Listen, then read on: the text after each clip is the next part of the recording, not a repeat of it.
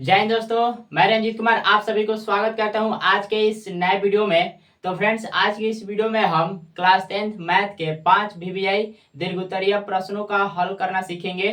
तो चलिए स्टार्ट करते हैं वीडियो को। फ्रेंड्स, ये पांचों के पांचों प्रश्न अपने आप में एक महत्वपूर्ण सवाल है, क्योंकि दोस्तों बिहार बोर्ड मैट्रिक एग्जाम में हर बार इस तरह के प्रश्न किए जाते हैं। तो इसलिए आज का जो सेशन है, आज का जो क्लास है, वो काफी महत्वपूर्ण होने वाला है।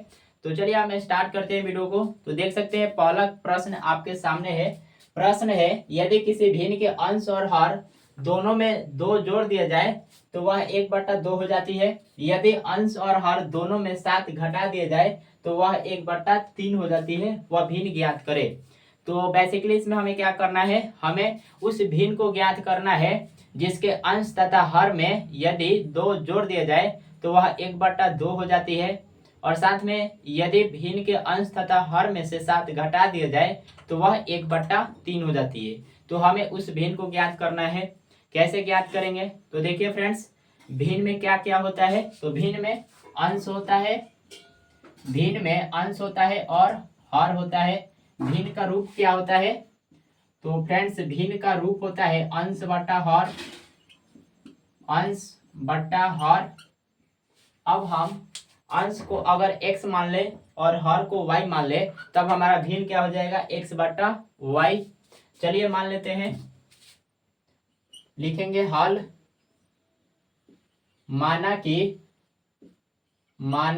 कि अंश x और हर y है। अंश x तथा हर y है, तब हमारा भिन्न क्या हो जाएगा, x/y। तो लिखेंगे यहाँ पे, इसलिए भिन्न बराबर x/y हो जाएगा। अब हम अगर x और y का मान ज्ञात कर ले तो हम जो भिन्न ज्ञात करना चाहते हैं वह भिन्न आसानी से ज्ञात हो जाएगा। अब कैसे होगा x और y का मान ज्ञात, तो देखिए फ्रेंड्स, प्रश्न में जो 2 स्थितियां दिया हुआ है उसी के मदद से यहाँ पे x और y का मान निकलेगा। ठीक, तो चलिए निकालते हैं। इसको हम मिटा देते हैं। तो देखिए पहली स्थिति में क्या बोला गया है, पहली स्थिति में बोला गया है कि यदि भिन्न के अंश तथा हर में 2 जोड़ दिया जाए तो वह भिन्न 1/2 हो जाती है। और दूसरी स्थिति में बोला गया है कि यदि भिन्न के अंश तथा हर में से 7 घटा दिया जाए तो वह 1/3 हो जाती है। तो चलिए पहली स्थिति से देखते हैं। लिखेंगे यहाँ पे प्रश्न से, क्योंकि ये दोनों स्थितियां प्रश्न में बोला गया है। तो प्रश्न से पहली स्थिति में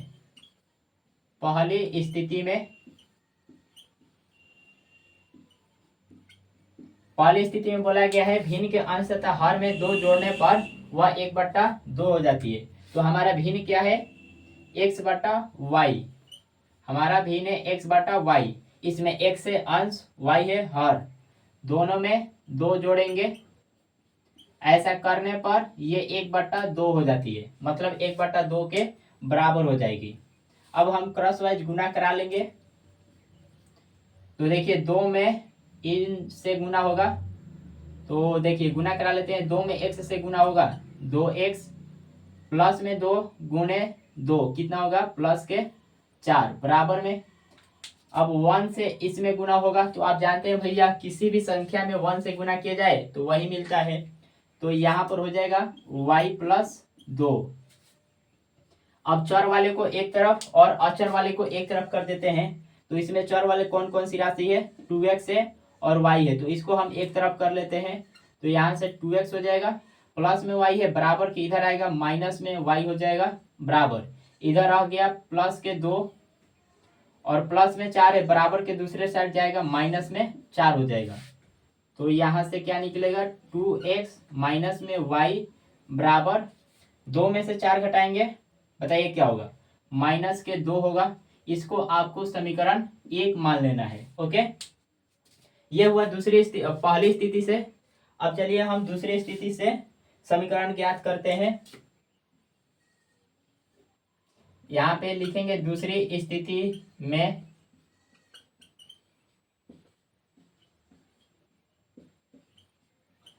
स्थिति में क्या बोला गया है भैया, दूसरी स्थिति में बोला गया है कि भिन्न के अंश तथा हर में से 7 घटाया जाए तो वह 1/3 हो जाती है।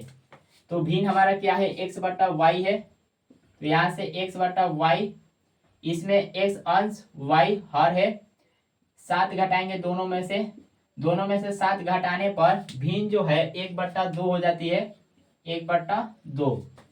चलिए सॉरी 1/2 नहीं, 1/3 हो जाती है। चलिए क्रॉस वाइज गुना करा लेते हैं। 3 से इसमें गुना होगा, 3 में x से गुना करेंगे 3x, 3 में -7 से गुना करेंगे -21 बराबर 1 में इससे गुना होगा तो यही मिलेगा y -7। फिर वही काम, चर वाले को एक तरफ अचर वाले को एक तरफ, 3x रहने देंगे, प्लस में y है इधर आएगा माइनस में हो जाएगा, इधर आ गया केवल माइनस में 7, माइनस में 21 से बराबर के उस साइड जाएगा, प्लस के 21 हो जाएगा। ओके, तो यहाँ से होगा 3x माइनस में y बराबर माइनस में 7 प्लस में 21। तो माइनस प्लस क्या होता है, माइनस होता है, मतलब घटेगा। 21 में से 7 घटाएंगे क्या होगा, 14।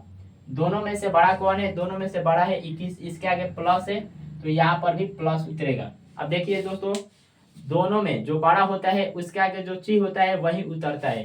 तो इन दोनों में बड़ा कौन है, 21 है, इसके आगे प्लस है तो इसलिए यहाँ पर प्लस उतरा है।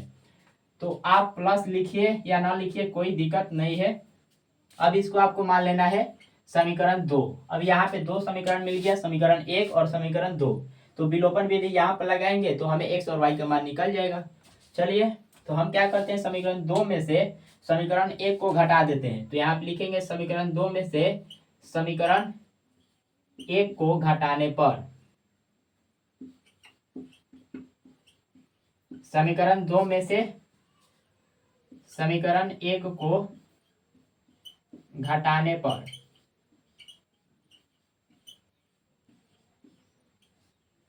चलिए समीकरण 2 हमारा क्या है, तो समीकरण 2 है 3x माइनस वाई बराबर 14। 3x माइनस में y बराबर में 14। पहला समीकरण क्या है, 2x माइनस वाई बराबर में माइनस में 2, 2x माइनस में y बराबर में 2, माइनस में 2। अब देखिए दोस्तों, हमें घटाना है तो घटाने पर नीचे वाली जो पदें होती है उसका चिन्ह बदल जाता है। क्या होता है, उसका चिन्ह बदल जाता है, मतलब जो प्लस में होगा वो माइनस में हो जाएगा, जो माइनस में होगा वो प्लस में हो जाएगा। ठीक, तो यहाँ पर देखिए प्लस में 2x है तो ये हो जाएगा माइनस में, माइनस में y है तो ये हो जाएगा प्लस में, माइनस में 2 है तो ये हो जाएगा प्लस के 2। अब आपको मतलब रखना है -2x से प्लस y से प्लस 2 से। अब देखिए इसके आगे प्लस है तो प्लस 3x माइनस में 2x, प्लस माइनस क्या होता है, माइनस होता है, मतलब घटेगा। 3 गो x में से 2 गो x घटाएंगे तो क्या होगा, 1 गो x। अब किस में से घटाए हैं, मतलब दोनों में से बड़ा कौन है, तो 3x बड़ा है। तो देखिए 3x बड़ा है तो इसका कौन सा चाहिए, प्लस, तो यहाँ पर भी उतरेगा प्लस। उसके बाद देखिए माइनस में y प्लस में y, माइनस प्लस माइनस होता है मतलब घटेगा, y में से y घटा देंगे होगा 0। अब देखिए दोनों सेम चीज है, यहाँ पर भी y है यहाँ पर भी y है तो दोनों इक्वल है। तो आप कोई भी चीज उतार दीजिए, प्लस उतारिए चाहे माइनस, कोई दिक्कत नहीं है। बराबर देखिए 14 के आगे प्लस है तो प्लस प्लस होता है प्लस, मतलब जुटेगा, 14 और 2 मिलकर हो जाएगा 16। ठीक, तो यहां से x का मान निकल जाएगा हमारा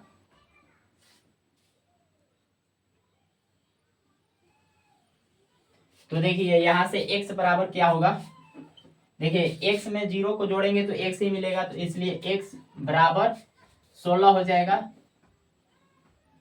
अब हमें x का मान मिल गया तो इस x के मान को दोनों समीकरण में से किसी एक में रखेंगे तो हमें y का मान मिल जाएगा। चलिए हम समीकरण 1 में ही रख देते हैं। किस में रख देते हैं, समीकरण 1 में। तो यहाँ पे लिखेंगे समीकरण 1 से, समीकरण 1 हमारा क्या है, 2x माइनस वाई बराबर में माइनस में 2। चलिए रखते हैं 2x माइनस में y बराबर में माइनस में 2 है।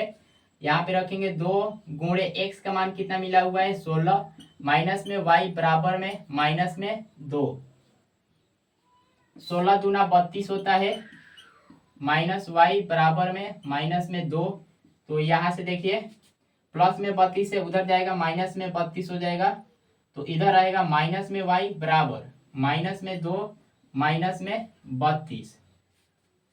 तो यहाँ से देखिए माइनस में y बराबर क्या मिलेगा, -2 -32, माइनस माइनस प्लस होता है मतलब जुटेगा 32 और 2 मिलकर हो जाएगा 34। अब चूंकि दोनों के आगे माइनस है तो यहाँ पर भी माइनस उतरेगा, माइनस से माइनस कैंसिल, इसलिए y बराबर क्या मिला, y बराबर 34। हमें x का मान मिल गया और y का मान मिल गया, तो बस अब इसमें हम रख देंगे तो हमारा भिन्न भी मिल जाएगा। तो यहाँ से चलिए लिखेंगे अतः भिन्न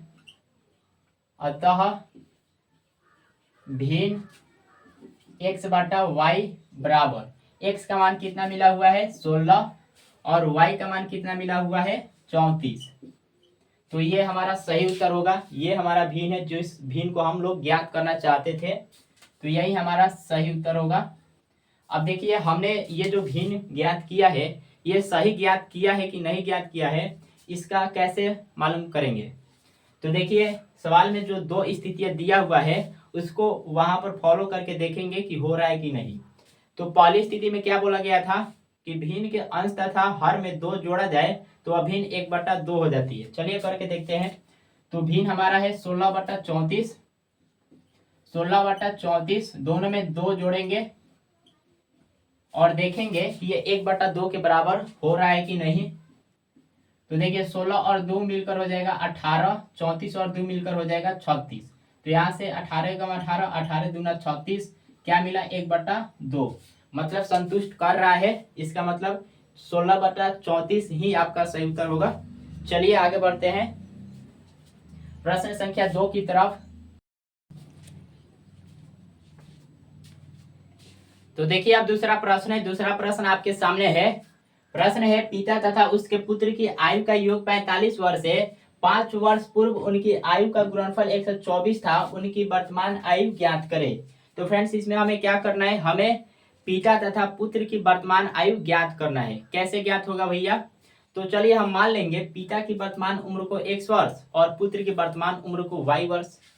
चलिए मान लेते हैं। तो यहां से लिखेंगे हल माना कि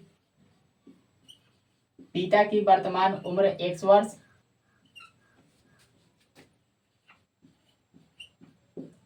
पिता की वर्तमान उम्र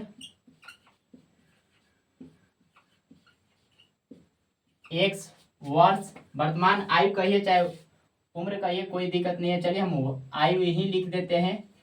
वर्तमान आयु x वर्ष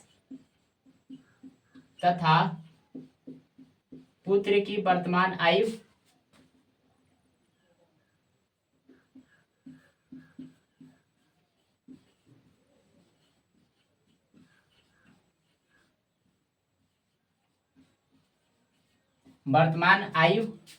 y वर्ष है। तो देखिए हम लोगों ने यहाँ पर मान लिया कि पिता की वर्तमान आयु x वर्ष और पुत्र की वर्तमान आयु y वर्ष है, ठीक। तो अगर हम x और y का मान ज्ञात कर ले तो दोनों व्यक्तियों के वर्तमान आयु हमें मिल जाएगा। अब x और y का मान कैसे ज्ञात करेंगे भैया, तो देखिए प्रश्न में जो स्थितियां दिया हुआ है उसी की सहायता से x और y का मान ज्ञात होगा। तो देखिए पहली स्थिति दिया हुआ है, यहाँ पर आप लोग देख सकते हैं कि पिता तथा उसके पुत्र की आयु का योग 45 वर्ष है। ये पहली स्थिति है, मतलब वर्तमान में पिता और पुत्र की जो आयु है उनको जोड़े तो 45 वर्ष आएगा, ठीक। तो हम लोगों ने मान रखा है भैया कि वर्तमान आयु इनकी x वर्ष है और पुत्र की वर्तमान आयु y वर्ष है, मतलब x प्लस y करे तो ये 45 के बराबर हो जाएगा। चलिए प्रश्न से यहाँ पे लिखेंगे, प्रश्न से पहली स्थिति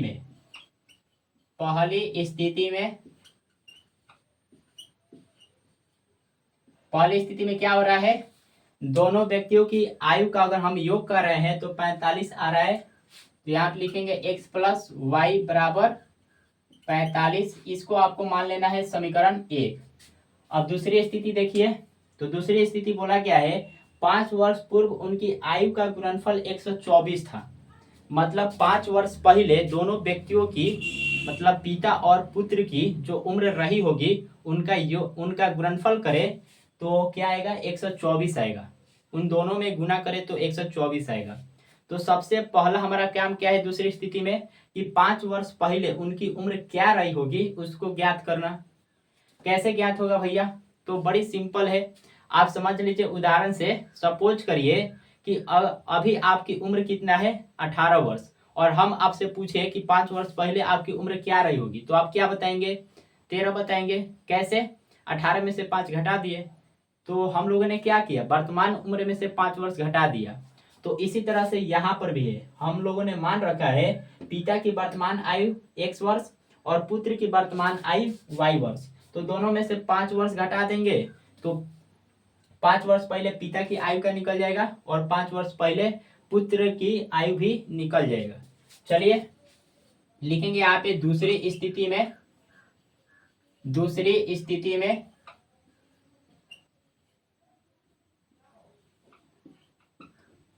स्थिति में 5 वर्ष पूर्व यानी पहले 5 वर्ष पूर्व पिता की आयु तो क्या होगा? पिता की वर्तमान आयु x वर्ष है तो 5 वर्ष पहले क्या हो जाएगा x माइनस 5 वर्ष। ठीक। और पुत्र की आयु क्या रहा होगा? पुत्र की आयु 5 वर्ष पहले पुत्र की आयु क्या रहा होगा? तो वर्तमान आयु उनकी कितनी है? y वर्ष है तो 5 वर्ष पहले क्या होगा? y माइनस 5 वर्ष हो जाएगा। ठीक। अब प्रश्न में क्या बोला गया है कि इन दोनों का अगर हम गुना करें तो 124 आएगा। यहाँ पे लिखेंगे प्रश्न से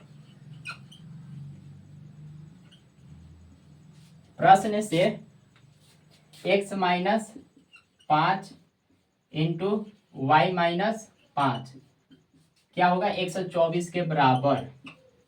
ठीक। अब चलिए हम इन दोनों में गुना कर लेते हैं। तो पहले आप x से इन दोनों में गुना करिए।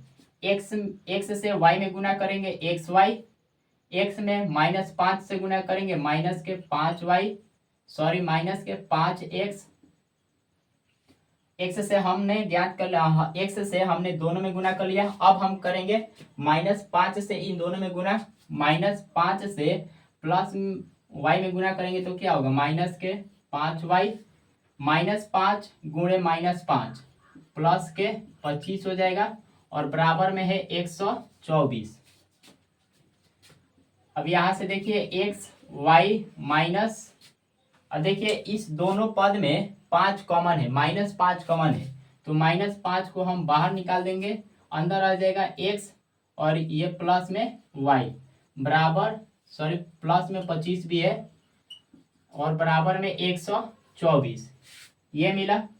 तो यहाँ से xy माइनस 5। अब यहाँ पर आप देख रहे हैं x प्लस वाई का मान कितना है? यहाँ पर आप देख रहे हैं समीकरण 1 में x प्लस वाई बराबर है 45। तो हम लिख सकते हैं यहाँ पे 45, तो गुना में कर देंगे 45 प्लस में 25 बराबर में 124। ओके। तो यहाँ से x y माइनस, देखिए गुना करा लीजिए, 5 में 45 है तो 5 25 के 5 चौका 20 और 2 22 हो जाएगा, प्लस में है 25 और बराबर में 124 है, यही है। तो यहाँ से एक्स वाई माइनस में 225 प्लस में 25, माइनस प्लस माइनस होता है घटेगा, 225 में से 25 घटाएंगे क्या होगा? 200 हो जाएगा। 200 दोनों में से बड़ा कौन है? 225 है, इसके आगे माइनस का चाहिए तो यहाँ पर भी माइनस का चाहिए, बराबर में 124 से एज इट इज लिखेंगे। तो यहाँ से होगा एक्स वाई बराबर, देखिए माइनस में 200 है, बराबर के दूसरे साइड जाएगा प्लस में हो जाएगा 200, तो 200 और 124 मिलकर कितना होगा? 324 हो जाएगा। तो x और y का मान कितना मिला? x y बराबर मिला 324। अब यहाँ से हम समीकरण 1 से चाहे तो x का मान निकाल सकते हैं या चाहे तो y का मान निकाल सकते हैं। ठीक। और इसमें रख देंगे तो हमारा क्या होगा, दूसरे राशि का मान निकल जाएगा। चलिए हम समीकरण 1 से x का ही मान निकाल लेते हैं। यहां से समीकरण 1 से तो हमारा समीकरण एक क्या है, x प्लस वाई बराबर में क्या है 45।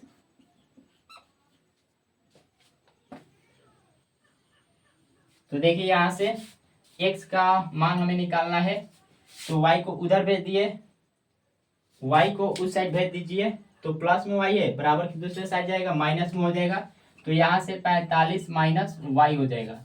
x का मान हमें मिल गया 45 माइनस वाई। अब इस समीकरण में हम रख देंगे, इसको मान लेते हैं समीकरण 2, तो समीकरण 2 में हम रख देंगे x का मान। चलिए रख देते हैं, देखेंगे यहाँ पे x का मान समीकरण 2 में रखने पर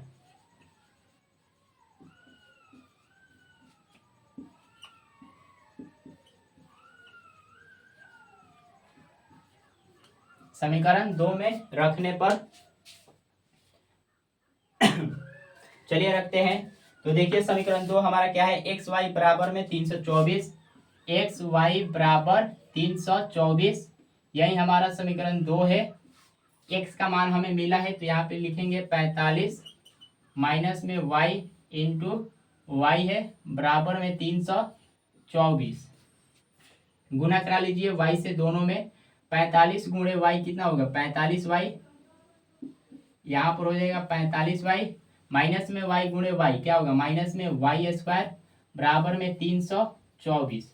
इसको हम लिख सकते हैं, बताइए क्या, तो इसको हम लिख सकते हैं Y square Y square minus में 45 वाई और प्लस के 300, यहाँ पे 24 होगा 324 लिख सकते हैं।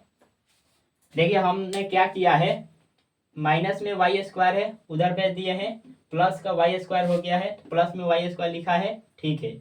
माइनस देखिए प्लस में 45 वाई है, बराबर के दूसरे साइड जाएगा, माइनस में हो जाएगा, माइनस में 45 वाई लिख दिया है, और प्लस में यहाँ पर क्या है 324, और बराबर के एक साइड रह जाएगा केवल 0, ठीक। तो वही हमने काम किया है। अब यहाँ पर आप देख रहे हैं, यहाँ पे हमें गुणनखंड करना होगा। क्या करना होगा, अभाज्य गुणनखंड। तो अगर दोस्तों अगर आपको अभाज्य गुणनखंड नहीं आता है, तो इस पर हम एक वीडियो बनाए हैं पर्सनली, उसको आप जाकर देख सकते हैं, उसका लिंक डिस्क्रिप्शन में दे दिया जाएगा, आप वहां से देख सकते हैं उस वीडियो को, ठीक। तो चलिए अभी आप इतना नोट करिए या स्क्रीनशॉट आप ले सकते हैं। और अब हम ज्ञात करेंगे यहाँ पर y का मान। चलिए हम इसको मिटा देते हैं, ठीक, इसको हम मिटा देते हैं।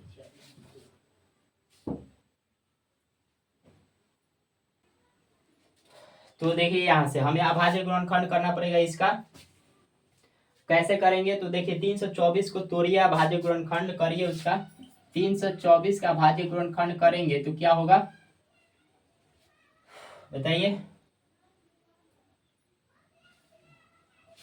2 से कटेगा जी, कटेगा कितना बार में 2, 16 162 बार में, फिर 2 से कट जाएगा कितना 81 बार में, 3 से कटेगा 27 3 81, फिर 3 से कटेगा 9 3 27, फिर 3 से कट जाएगा 3 बार में।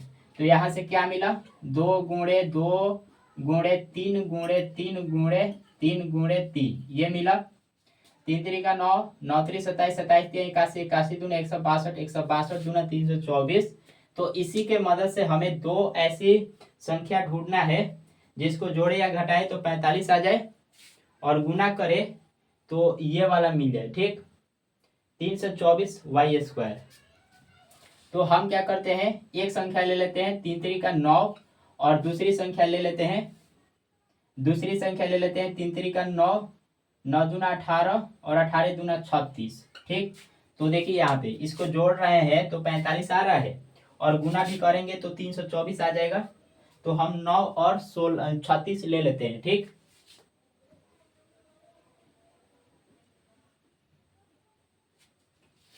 चलिए डिटेल में हम नहीं बताएंगे, यहाँ पर आपको डिटेल में चाहिए तो आप जा सकते हैं, उस वीडियो को देख सकते हैं। तो यहाँ से होगा वाई स्क्वायर माइनस में 45 वाई को हम लिख सकते हैं माइनस में 9y माइनस में 36y। ठीक, क्यों? क्योंकि देखिए जोड़ेंगे तो क्या होगा, माइनस में 9y माइनस में 36y, जूट के हो जाएगा माइनस में 45y, प्लस में है 324 और बराबर में 0। तो यहाँ से y, अब देखिए कॉमन लेंगे, यहाँ पे दो दो का पेयर बना देंगे, दोनों पेयर में से जो कॉमन है उसको बाहर निकालेंगे, इसमें y है इसमें भी y है, तो y हम बाहर निकालेंगे तो यहाँ से हो जाएगा y माइनस 9, और यहाँ से 36 कॉमन है, माइनस में 36 कॉमन है, तो यहाँ से हो जाएगा y और माइनस में 9 बराबर में 0। फिर अब गुना करेंगे तो यही चीज मिलेगा, देख लीजिए माइनस 36 वाई में गुना करेंगे तो माइनस 36 वाई मिलेगा, माइनस 36 में माइनस 9 से गुना करेंगे तो प्लस के 324 मिलेगा, फिर वही बात।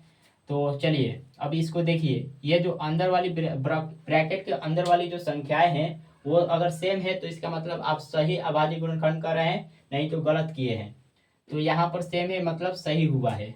तो एक आपको ले लेना है y माइनस 36 और एक आपको ले लेना है जो ब्रैकेट के अंदर है, तो यहाँ से y माइनस 9 है और बराबर में 0, तो यहाँ से दो मान निकलेगा, y माइनस 36 बराबर 0 और एक y माइनस 9 बराबर 0।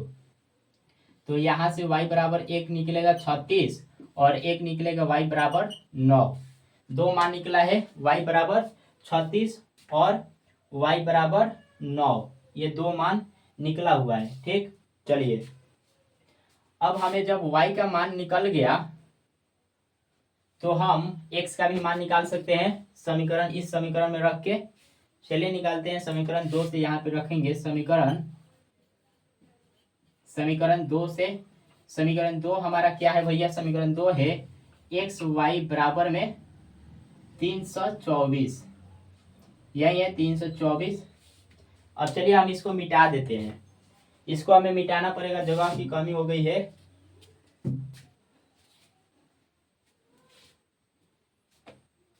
तो देखिए रखेंगे इसमें y के मान को,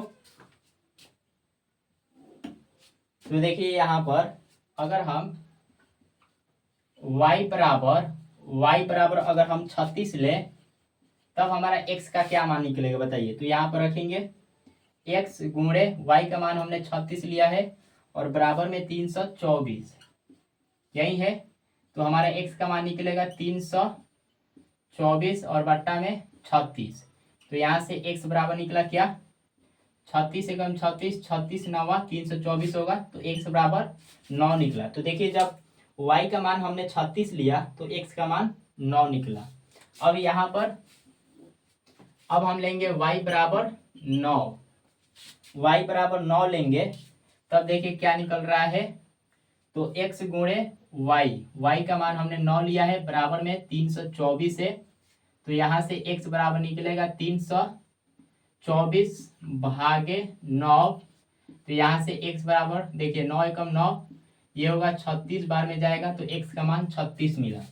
तो देखिए यहाँ पर x और y का दो मान निकला है, एक निकला है y का मान जब हमने लिया 36 तो x का मान 9 निकला है, y का मान जब हमने 9 लिया तो x का मान 36 निकला है। अब बताइए ये कौन सही होगा। तो आप यहाँ पर ध्यान से देखिएगा, तो पिता की वर्तमान आयु हमने माना है x वर्ष और पुत्र की वर्तमान आयु को हमने माना है y वर्ष। अब ऑब्वियसली पिता की उम्र ज्यादा होगी, ठीक, तो मतलब x के जिसमें मान सबसे अधिक है उसको हमें लेना है।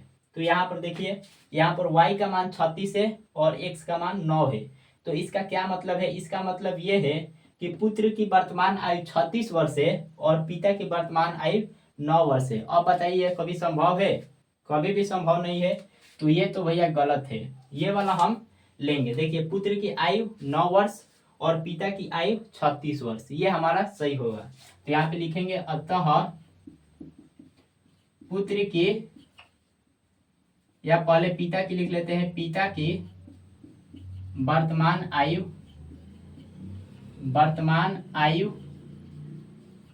बराबर क्या होगा 36 वर्ष और पुत्र की वर्तमान आयु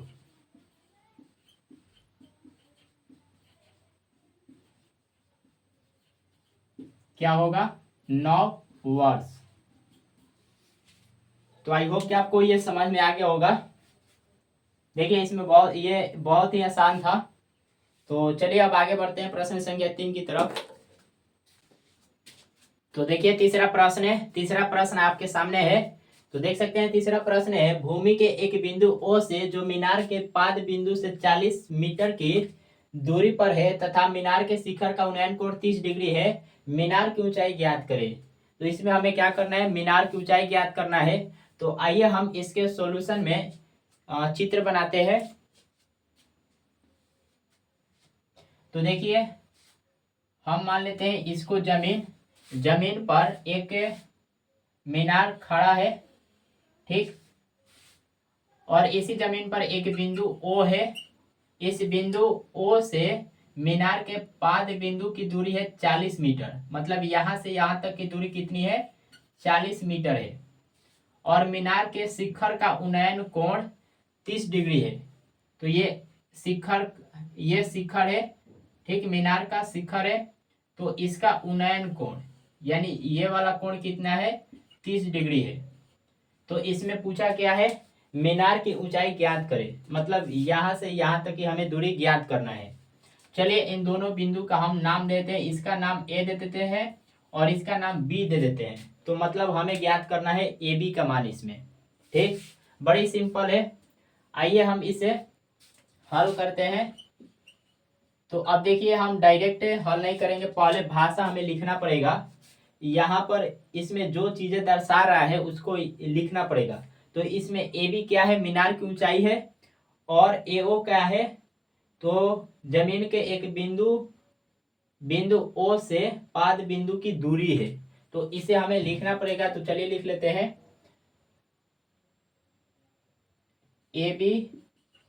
AB मीनार की ऊंचाई है, मीनार की ऊंचाई है। तथा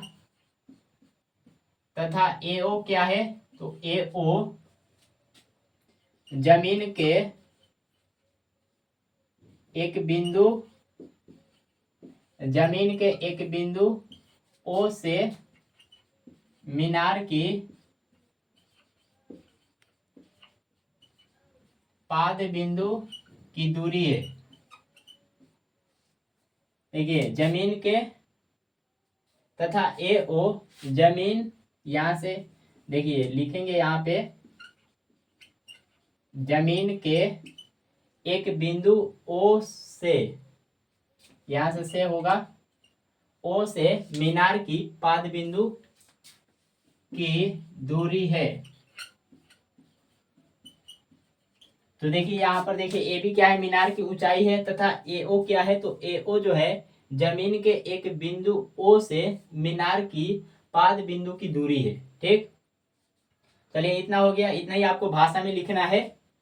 अब देखिए हमें ज्ञात करना है इसमें AB का मान, ठीक।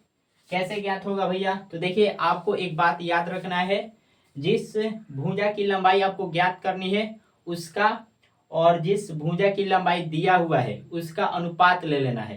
बात समझ रहे हैं, देखिए जिस भुजा की लंबाई ज्ञात करनी है वो, और जिस भुजा का मान दे दिया है उसका आपको क्या करना है, अनुपात लेना है। तो देखिए यहाँ पर इसके हमें ज्ञात करना है AB, तो AB लेंगे और एक भुजा ले लेंगे AO, क्योंकि इसका मान दिया हुआ है। तो चलिए सबसे पहले तो ये पता करिए कि इसमें AO और AB है क्या इस त्रिभुज में। तो देखिए ये चूंकि क्या है, समकोण है।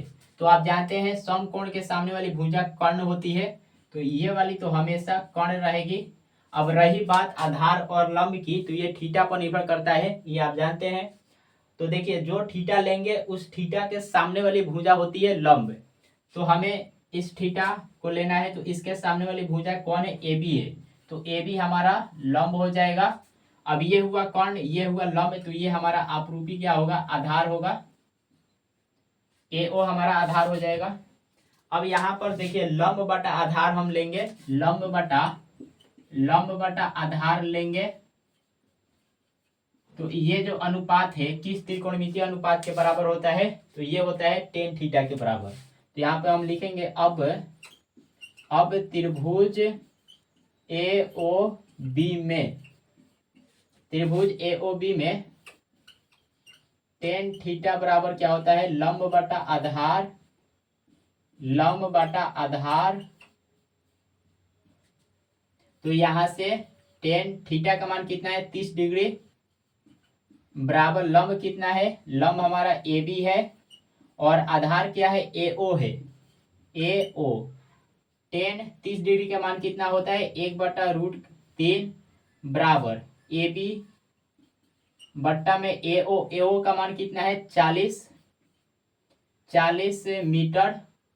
ओके, 40 मीटर है। ठीक, अब यहाँ पे आसानी से ज्ञात किया जा सकता है ए बी का मान, गुना करा लीजिए क्रॉस वाइज। तो 40 में 1 से गुना करेंगे 40 ही आएगा, √3 में ए बी से गुना करेंगे तो √3 ए बी होगा। अब यहाँ से ए बी का मान निकालेंगे, √3 को इधर भेज देते हैं, इधर आएगा तो क्या होगा, देखिए इधर गुना में है, इधर आएगा तो भाग में आएगा, मतलब बट्टा में। तो यहाँ से 40/√3 बराबर में ए बी मिला। तो ए बी का मान कितना मिला दोस्तों, 40/√3। यही आपका आंसर हो जाएगा। या नहीं तो आप इसको कैसे लिख सकते हैं, 40/√3 को।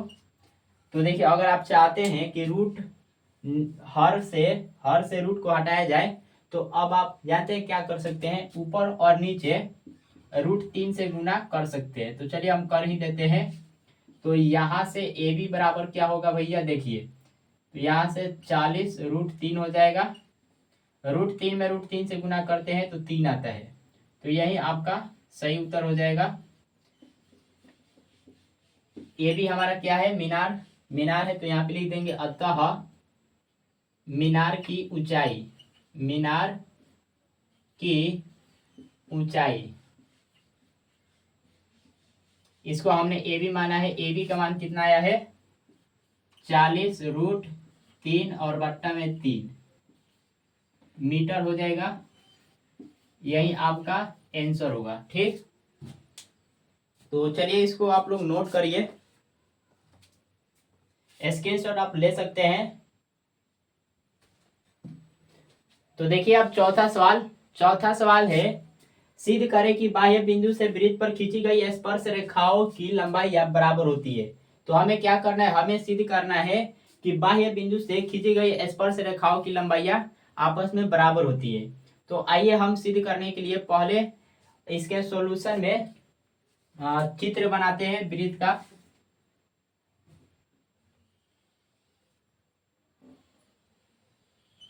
तो यहाँ पर एक वृत्त है और एक बिंदु, बाह्य बिंदु मान लीजिए ये है। ठीक, तो बाह्य बिंदु से खींची गई वृत्त पर स्पर्श रेखाओं की लंबाइयां बराबर होती है, यही हमें सिद्ध करना है। चलिए तो हम इस बिंदु का नाम दे देते हैं, इस बिंदु का नाम P दे देते हैं, इसका Q, ये O और इसका नाम दे देते हैं R। ठीक, चलिए अब यहाँ पर हमें सिद्ध क्या करना है, लिखेंगे यहाँ पे हल। हमें सिद्ध करना है, हमें सिद्ध करना है, देखिए हमें क्या सिद्ध करना है, हमें सिद्ध करना है PQ बराबर PR। यही तो हमारा स्पर्श रेखा है PQ और PR, तो इसी को बराबर दिखाना है। ठीक, तो मतलब हमें सिद्ध करना है PQ बराबर PR। अब हमें यहाँ पर रचना करना पड़ेगा। ठीक, यहाँ पर हमें रचना करना पड़ेगा। देखिए रचना क्या करेंगे हम लोग, तो बिंदु P से बिंदु O को मिला देंगे। तो यहाँ से लिखेंगे रचना में बिंदु P को बिंदु O से मिलाया,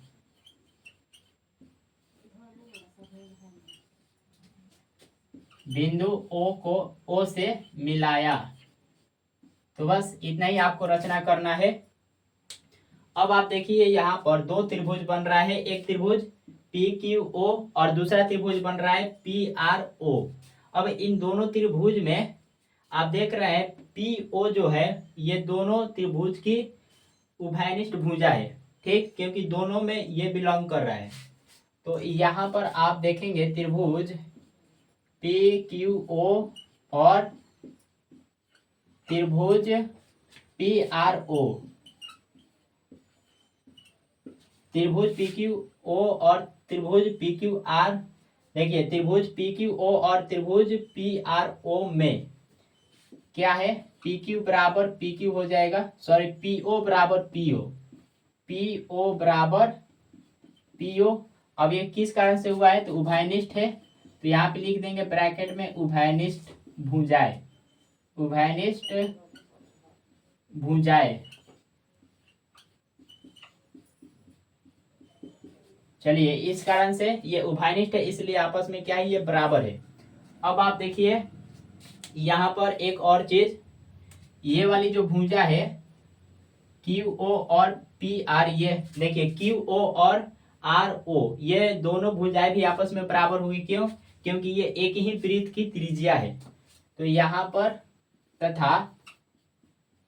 तथा पी ओ बराबर आर ओ, क्यों बराबर है ये दोनों, तो इसलिए कि ये एक ही वृत्त की त्रिज्या है। तो यहाँ पे लिख देंगे कारण में एक ही वृत्त की त्रिज्या है, इसलिए ठीक, एक ही वृत्त की त्रिज्या है, इसलिए ये दोनों आपस में बराबर है। और एक चीज यहाँ पर आप लोग ध्यान दे रहे होंगे, तो यहाँ पर दोस्तों 90 डिग्री का कोण बनता है, ये आप जानते हैं प्रमेय 10.1 से। प्रमेय 10.1 अगर आप लोग पढ़े होंगे तो आपको मालूम होगा कि स्पर्श रेखा और त्रिज्या के बीच में 90 डिग्री का कोण बनता है। तो यहाँ पे 90 डिग्री और यहाँ पे 90 डिग्री, तो ये कोण भी आपस में बराबर होगा प्रमेय 10.1 से। यहाँ पे लिखेंगे कोण पी क्यू ओ बराबर कोण पी आर ओ, ये किस कारण से बराबर है, तो ये प्रमेय 10.1 से, प्रमेय 10.1 कहता है, प्रमेय 1.1, सॉरी प्रमेय 10.1, तो इस कारण से ये बराबर है। अब यहाँ पर देखिए कौन कौन से बराबर हो गया, पी ओ बराबर पी ओ, ये वाली भुजा बराबर है दोनों त्रिभुज में। उसके बाद क्या है, उसके बाद है दोस्तों क्यू ओ बराबर, यहाँ पे क्यू ओ होगा, ठीक, क्यू ओ बराबर आर ओ, क्यू ओ बराबर आर ओ, ठीक। और क्या बराबर है, तो एक कोण भी आपस में बराबर है, समकोण वाले। चलिए अब यहाँ पर देखिए, तो ये दोनों त्रिभुज आपस में सर्वांगसम हो जाएंगे, किस सर्वांग समता नियम से, तो ये हो जाएगा अतः आर एच सर्वांग समता से, आर एच सर्वांग समता से,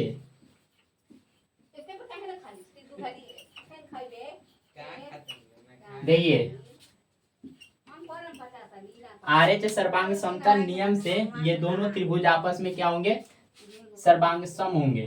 तो इसलिए त्रिभुज पी, देखिए इसलिए त्रिभुज पी क्यू ओ सर्वांग सम, त्रिभुज पी आर ओ दोनों आपस में क्या होंगे, सर्वांग सम होंगे। इस नियम से, आर एच सर्वांग समता नियम से, यह नियम क्या कहता है, तो यह नियम कहता है कि दो समकोण त्रिभुजों में एक समकोण त्रिभुज के कर्ण और एक भुजा क्रमशः दूसरे त्रिभुज के कर्ण और भुजा के बराबर है, तो वो दोनों त्रिभुज आपस में सर्वांगसम होते हैं, यही कहता है। तो आप देख रहे हैं कि एक, देखिए इसमें कर्ण आपस में बराबर है, यहाँ पर पीओ बराबर पीओ, ठीक, और एक भुजा भी आपस में बराबर है, ये वाली भुजा, दोनों त्रिभुज में ये वाली और ये वाली भुजा बराबर है, और दूसरी बात ये समकोण है, तो इसलिए यहाँ पे आरएचएस नियम लगता है, आरएचएस सर्वांग समता नियम से। तो ये दोनों त्रिभुज आपस में क्या हो जाएंगे, सर्वांगसम हो जाएंगे। ओके, अब जब सर्वांगसम होंगे तो सर्वांगसम का मतलब क्या होता है, सभी प्रकार से बराबर, मतलब इन दोनों त्रिभुज की आपस में भुजाएं भी बराबर होगी, संगत भुजाएं बराबर होगी, संगत कोण भी आपस में बराबर होंगे। तो इसलिए यहां से लिखेंगे सीपी सीटी से, CPCT का मतलब होता है, इसका फुल फॉर्म होता है, इसका फुल फॉर्म होता है कॉन्ग्रुएंट पार्ट्स ऑफ, देखिए corresponding parts of congruent triangle, मतलब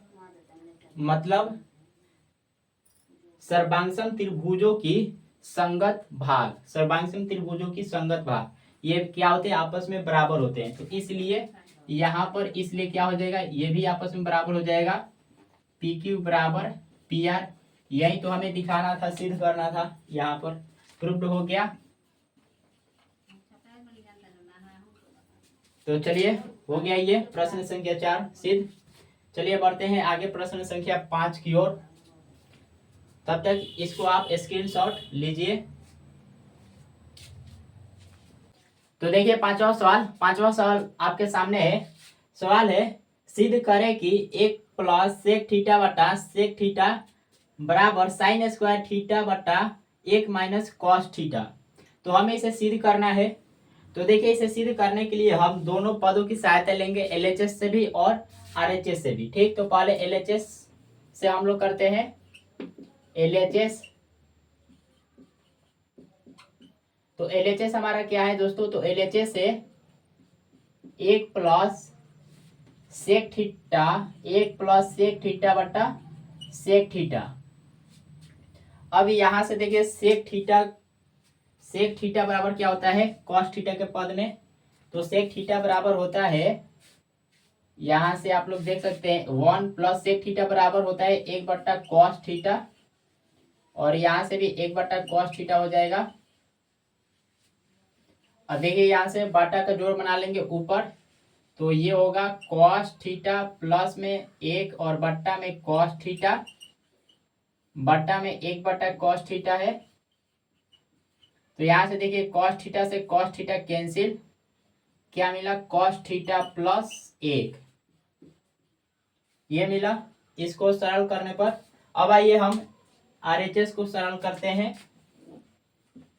RHS क्या है, तो RHS हमारा है साइन स्क्वायर थीटा बट्टा में 1 माइनस कॉस थीटा। अब यहां से बताइए साइन स्क्वायर थीटा को क्या लिख सकते हैं हम लोग।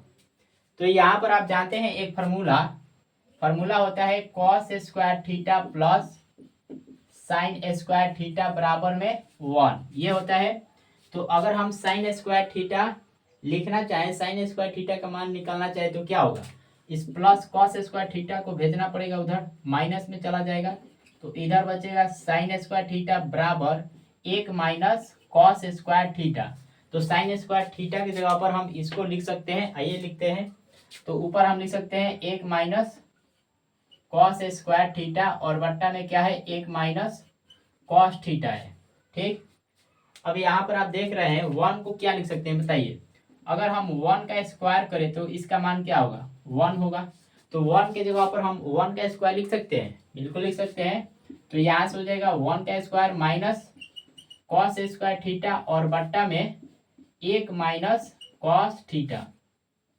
अब आप ध्यान से देख रहे होंगे, तो यहाँ पर देखिए अगर हम इसको a माने और इसको b माने तो ये क्या होगा a का स्क्वायर माइनस b का स्क्वायर, a का स्क्वायर माइनस b का स्क्वायर, ये किसके बराबर होता है, तो ये होता है a plus B into a minus b के बराबर होता है। ठीक, तो उस पर हम इसको ओपन करेंगे तो ये होगा 1 plus cos theta into 1 minus cos theta, और बट्टा में क्या है 1 माइनस कॉस थीटा है।